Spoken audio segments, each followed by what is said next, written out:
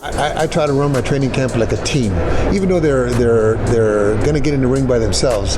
But I think if you run it as a team, as I'm doing now with the 5 or 6 fighters that I have now, I think they motivate each other, they push each other, they talk crap to each other, and it makes it more of an interesting time in the gym.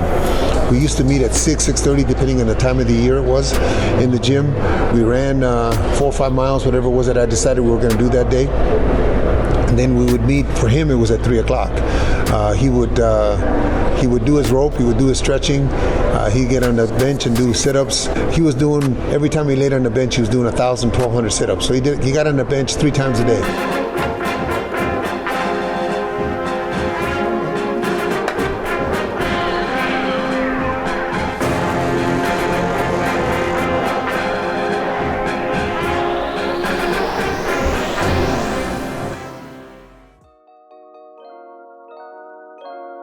'We only skip rope just to warm up, just to warm up the muscles. I give him the analogy as if I gave you a piece of gum and I asked you to stretch it, what would it do? It would snap.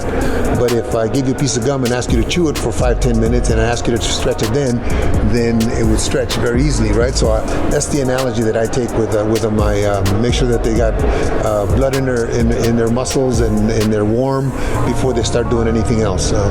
So it wouldn't be a lot. My training sessions are no more than 2 hours, but it's 2 hours with no rest. I know it's different from a lot of coaches, but that's just the way that I do it.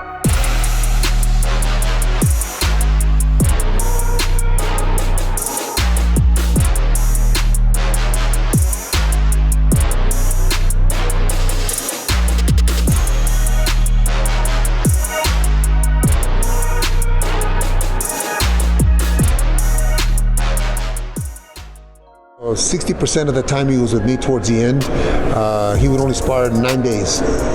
3 weeks, 9 days. I don't allow my guys to spar unless they're in shape. I don't allow them to spar when they come into camp. They're going to have to come into camp for 4 weeks, get into shape, and then we start sparring.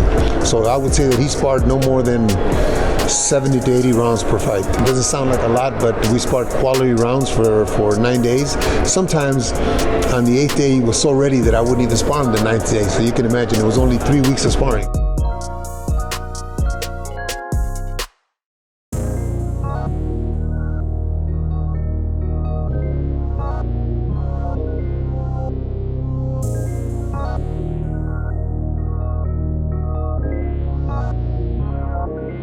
We never spar more than 8 to 10 rounds. We spar one time 12 rounds, which is maybe 10 days, 12 days before the fight. So they're getting quality rounds with 3 or 4 different sparring partners. I alternate. I bring them in for 2 rounds and 2 rounds and 2 rounds. That way they get fresh guys all the time.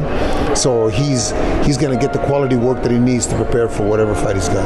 Of course, Golovkin was never an abusive guy in the gym. He always took care of his sparring partners. He always worked with them.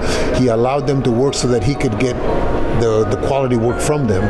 So, but David Benavides showed me back then at 16 years old that he had quality in him in a great future.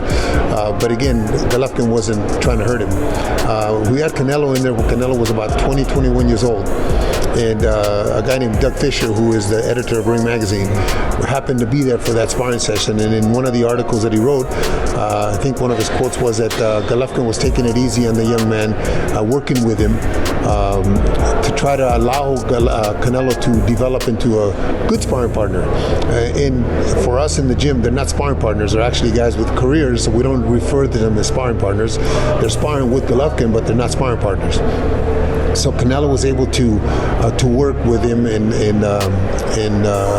gain from it, and at the same time, Golovkin was gaining from the youth of Canelo also.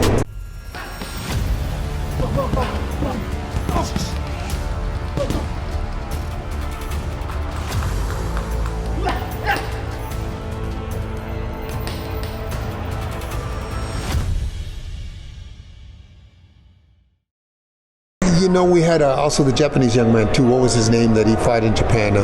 Murata. Murata was in camp with us, maybe on his seventh or eighth fight. And Golovkin again, unfortunately, hit him with a good shot and hurt him. Not on purpose, but he did. So, yeah, I'm sure that all goes back in your mind and thinking what this guy did. But that's sparring. The fight with small gloves, the crowd, the excitement and all that is totally different.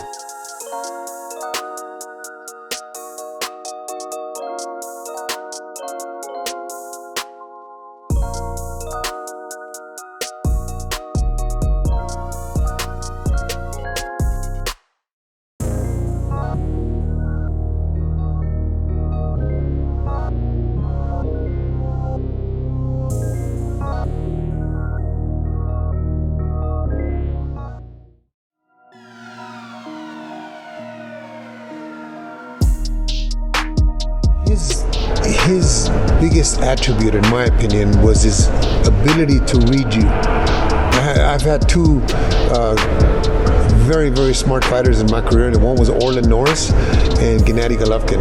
They were able to read you and know exactly what you were going to do, your next step was. And his placement of his punches, he just didn't throw punches. He placed his punches in the places where he wanted to place them. He didn't waste any efforts. It looked easy for him, but obviously it's things that he worked on in the gym. And his amateur pedigree, I mean, he had 350 amateur fights, so he's seen just about everything.